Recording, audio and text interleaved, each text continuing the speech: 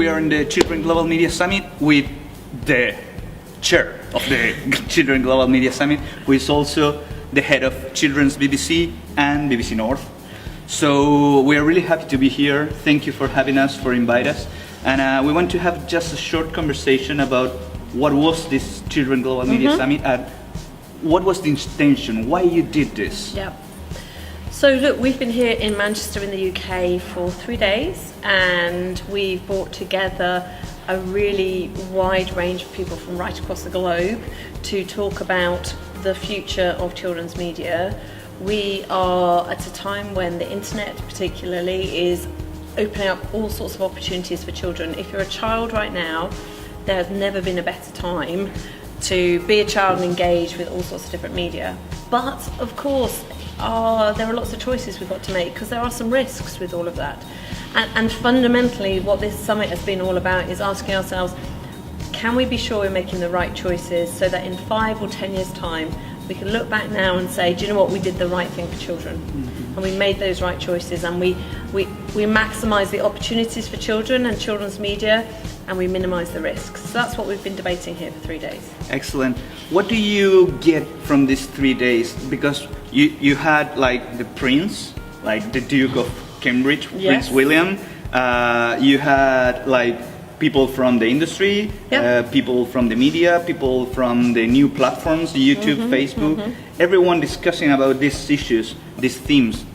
What do you get about it? What do you get at the end? It's a really good question. So you're completely right. The other group of people to add into your mix is policymakers too, because we deliberately brought together content makers, platform providers, and policymakers, because it's those three together which are going to shape children's media.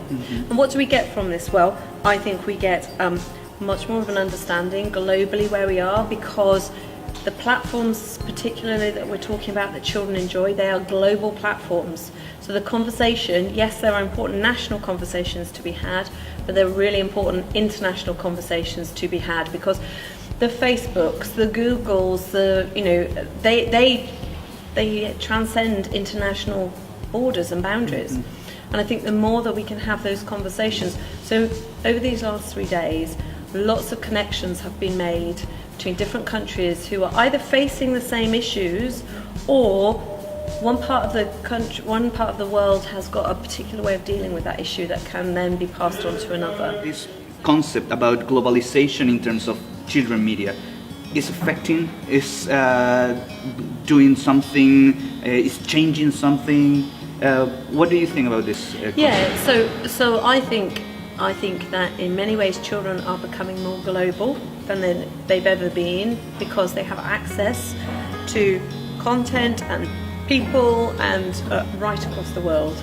And again, that's facilitated by technology platforms which have no boundaries.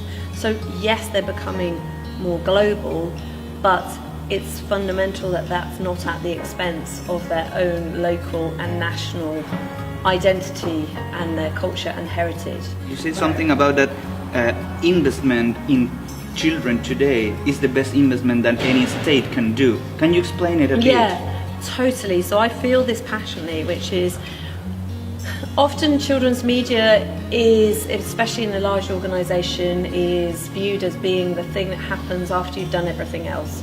You make your investments in your big drama shows for adults, or big factual series, or new digital products, and then people think about children.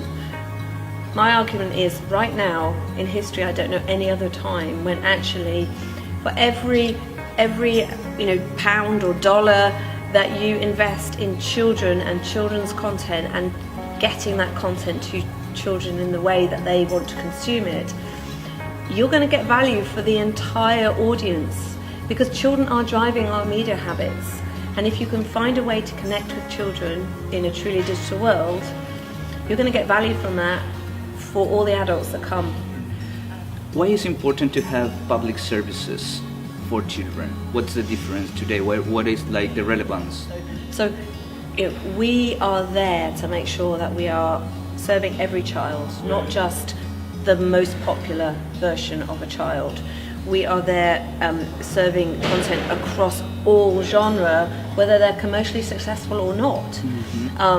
We are making sure that we are serving children who have access to technology and those who don't have access to technology.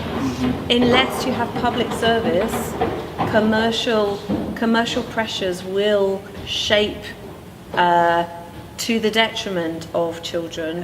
What do we have to do in places or in countries like Latin America, which are trying to get these markets, these places, these spaces in terms of the industry, but we don't have local support.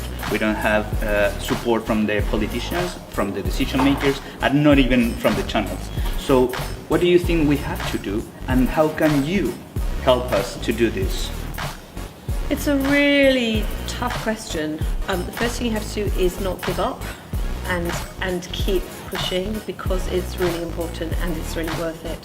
I think the thing that I had the pleasure of coming to Chile year before last to discuss this. I think that there is a virtuous circle. There is a circle where you can create outstanding children's content, which is both resonates locally and can make money internationally. But if you get out of that cycle, it's very hard to get back into it. And the lack of support that exists across Latin America means that you're in a cycle where you can only see the negative side. If we spend money on children's media, it's not going to gain us any money, and we're not going to get viewers. And in fact, we're going to sacrifice adult viewership to do that. Yes, that's one way of looking at it. But what you're not doing is you're not investing in the cultural heritage, the cultural education, the creativity of your children.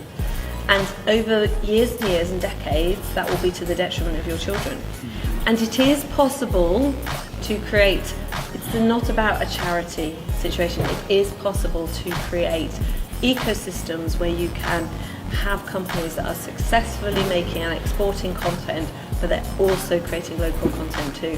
So I would say keep going, keep pushing. You'll find somebody who's enlightened and who'll give that break, and people should just take the plunge. Cool. Yeah. Thank you very much, Alice. Thank you for this conversation, and thank you for having us here. Thank you for help us, and thank you for teaching us all this. It's my real pleasure, and thank you. It's brilliant to have you here, and it's brilliant that the voice of Latin America and some of your fellow enthusiasts from across Latin America have been here at the summit. It would have been less rich without you guys being here. Thank you very much.